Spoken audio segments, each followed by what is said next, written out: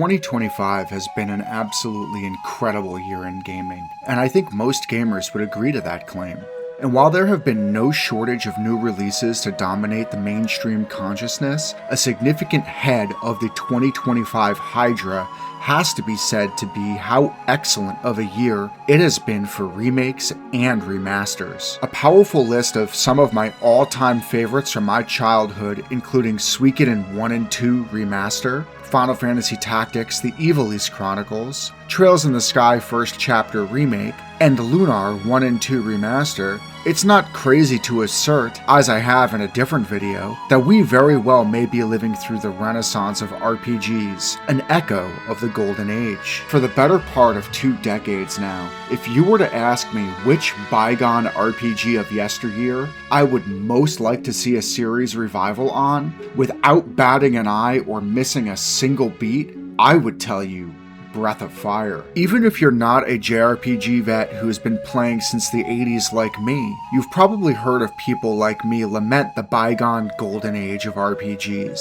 Everyone probably means something a little different when they try to explain the golden age, but I would put it somewhere ranging from the mid-90s through the mid-aughts, and Breath of Fire in those days was a JRPG staple that lived in my imagination right alongside the likes of the Final Fantasies of the time.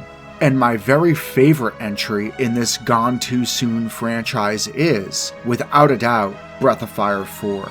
So you might be able to imagine my surprise when, in a year where many of my childhood favorites got remade or remastered, that quietly, alongside all of these juggernauts that did get the attention they deserved, a lesser-known organization known as Good Old Game, abbreviated GOG, in their wonderful endeavor for game preservation, re-released for us Breath of Fire 4. They dropped it on their platform, also called GOG, on April 25th of this year, 2025. Like many other aforementioned games in this video already, Breath of Fire 4 is a game of my youth and has sat in or very close to my top 10 favorite games of all time for a very long time. When I picked up my copy on GOG's digital storefront for $10, at the time, I just thought I was throwing my money into the cup as if to say, excellent work, thank you so much for working so hard to preserve such a wonderful classic. I had beaten this game countless times before, and in such a stacked year where my backlog continued to grow exponentially, I didn't need to return to play it again.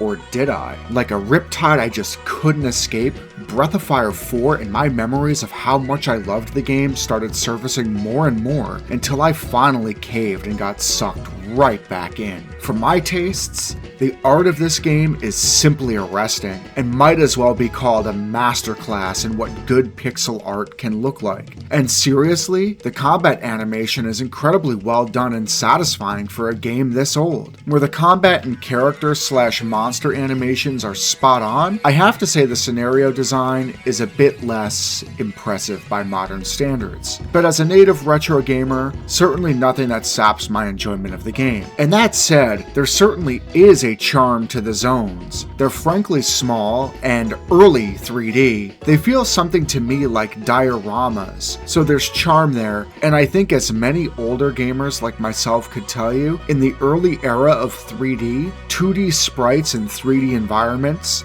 like this seem to have aged better than 3D polygonal character models in pre-rendered backgrounds, like Final Fantasy VII, for example. Switching to the sound, I think the sound direction in this game is broadly excellent. The soundtrack features a lot of Eastern and Middle Eastern inspired and ethereal sounding music that helps sell the premise of a world under the direct influence of myriad gods. Gameplay I think has some warts, but definitely leans positive for me. The combat, where it counts the most, for my money, is excellent. Combat is a turn-based affair with a couple of cool twists in the mix, including a system where casting spells sequenced with the correct elements will produce powerful combos. Add to this that while your frontline formation entails 3 characters in active combat, the rest of your party are right behind them in reserve and can be swapped in and out at any time in combat. Each character has unique kits, and your main character can turn into dragons. This is all awesome stuff. More problematically, at least for me, is that this game has just an oppressive amount of minigames, to be honest. I'm not the biggest fan of minigames personally, so it's not my favorite, and Breath of Fire 4 does not shy away from them. If you like minigames, you'll be fine. For me, I had to grin and bear them as they came. Also, it needs to be said that the movement in this game is pretty stiff. Like many games of old, your character can only move on a fixed axis, and despite this being a 3D game, that's the case here. Again, it feels stiff and a little clunky at first if you're moving from a modern game to this, and maybe this is just because I came up in the retro era, but this only annoyed me for about 30 minutes until I readapted to it. Likewise, the game relies heavily around camera obfuscation, where vision is obstructed by the camera and you need to rotate the camera to see areas and find treasures, etc. that might otherwise be blocked by terrain or buildings. I'd be lying if I said I loved this visual direction. It's definitely a deservedly gone relic of yesteryear, but again, I adapted. The story, while not being anywhere near as dense or dialogue-rich of story-rich games of the modern era, is still a compelling story. While trying to keep things as spoiler-free as possible, the broad premise follows, I'd say, 3 plot lines. The first is a tenuous peace between the allied nations of the East and a powerful empire in the West.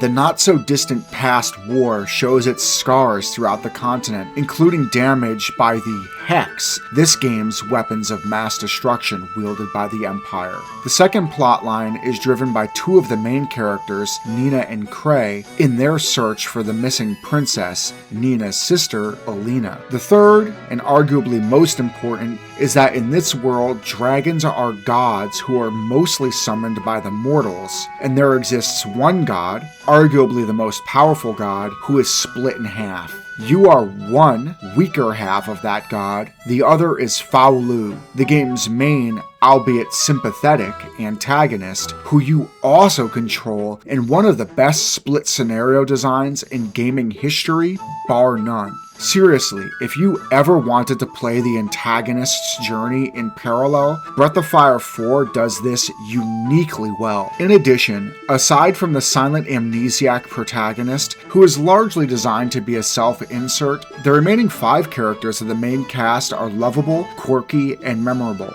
Nina's the sweet female lead with a strong sense for good, who finds herself leading a surprising number of fights solo. Cray is the hot-headed brute with an actually compelling love story given how little screen time is given to it. Sias, a tall, anthropomorphic dog, and my favorite, is a samurai with a stuttering problem who grows to become a better and more compassionate person throughout his journey. There's Urshan, a sentient, mysterious suit of armor with a laughing quirk, and then there's Ursula, a serious-headed turncoat Imperial who gets caught up with the party in seeing the darker side of her own nation and wanting better for the world. This is a strong cast, and easy to fall in love with. Overall, I couldn't be happier that I unexpectedly had the call to revisit this gem this year. Playing it reminded me of a memorable quote Josh Strife Hayes stated on his channel. Paraphrased, he said that we loved games in the past so much more than we love them now because we were more patient with them and more willing to meet with them halfway and give ourselves to them.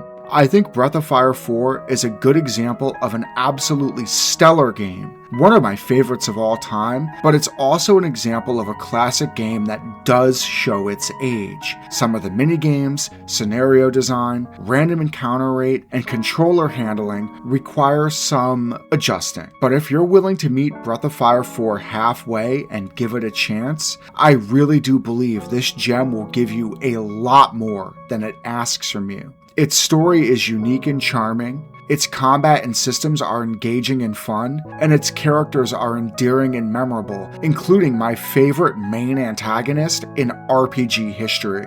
This game seriously has some things going for it, and for the asking price of $10, it's an absolute steal and worth every single penny. If you enjoy retro games, or even if you don't but you still want to see the last mainline entry of a bygone legendary RPG series, or you just want to support game preservation, or, like me, simply yes, I could think of many worse ways to spend $10. Don't sleep on this one, friends. It's a classic and a damn good time.